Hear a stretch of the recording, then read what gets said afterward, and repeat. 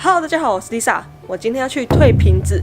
我家的仓库呢，已经都是瓶子了，再不去退呢，我家的仓库就要被满山满谷的瓶子给淹没了。那这退瓶子呢，在美国呢是很多大人会带小朋友去做的事情，因为这可以教他们做回收啊，然后退完的钱也可以给他们当零用钱，所以很多小朋友很喜欢跟大人去退瓶子。那这一个瓶子呢，价值5到10 cent。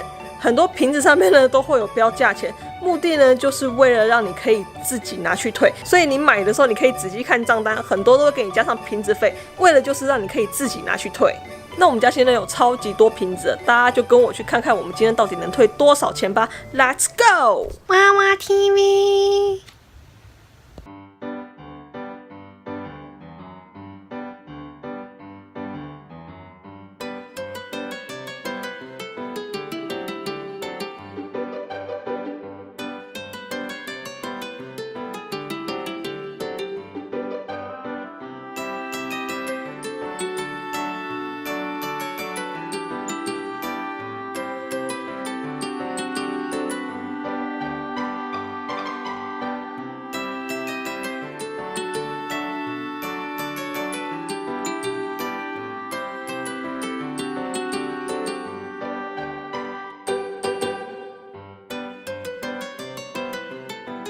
好，那我们现在准备好就出发去退瓶子吧 ，Go！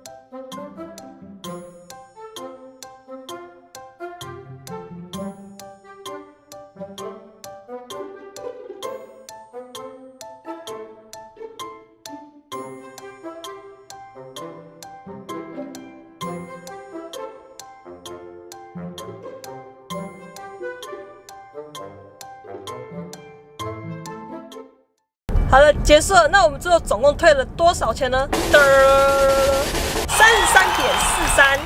那今天的退瓶子之行就到这里，我们差不多把我们家1年份的瓶子都给退掉了。那今天这个影片就到这里，如果你喜欢的话呢，不要忘记帮我按赞、按订阅、开铃铛、加分享。另外 ，Lisa 也有 Facebook 加 Instagram， 有兴趣的朋友们呢，也可以去帮我按赞 follow 一下哦。那我们就下次见啦，我们要去买菜啦，拜拜。